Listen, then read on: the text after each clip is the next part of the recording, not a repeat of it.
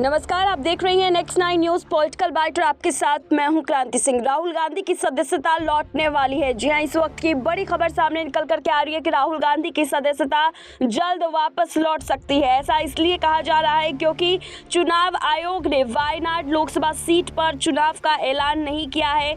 मानहानि केस में 2 साल की सजा मिलने के बाद राहुल गांधी की वायनाड सीट से लोकसभा सदस्यता रद्द हो गई है। कांग्रेस के पूर्व अध्यक्ष राहुल गांधी को बड़ी राहत मिली है। वायनाड लोकसभा सीट पर उपचुनाव नहीं होगा। आज कर्नाटक विधानसभा चुनाव की तारीख का ऐलान करते वक्त चुनाव आयोग ने 4 विधानसभा सीट और 1 लोकसभा सीट पर उपचुनाव का ऐलान किया, लेकिन वायनाड सीट पर चुनाव का ऐलान नहीं किया।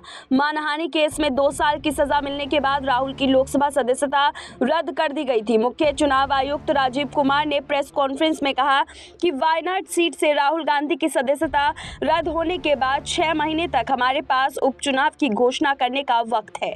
अभी कोई जल्दी नहीं है, उनके पास 30 दिन अपील का समय है। राहुल गांधी ने कर्नाटक में अपने भाषण के दौरान मोदी सरनेम को लेकर टिप्पणी की थी। इसके बाद उनके खिलाफ साल 2019 में गुजरात के सूरत में बीजेपी विधायक के मानहानि का केस दर्ज कराया। शुक्रवार 24 मार्च को राहुल गांधी को सूरत की कोर्ट ने मानहानि केस में दोषी पाया और 2 साल की सजा सुनाई। इस मामले में राहुल गांधी को तुरंत जमानत मिल गई और कोर्ट ने फैसले को चुनौती देने के लिए अपनी सजा के अमल पर 30 दिनों की रोक भी लगा दी, लेकिन उनको अपनी लोकसभा सदस्यता से हाथ धोना पड़ा। कांग्रेस इस मामले को लेकर सरकार पर हमलावर है। कांग्रेस शुक्रवार से ही देश भर में जगह जगह विरोध प्रदर्शन कर रही है। बता दें कि चुनाव आयोग ने पंजाब की जालंधर लोकसभा सीट पर उपचुनाव का ऐलान किया।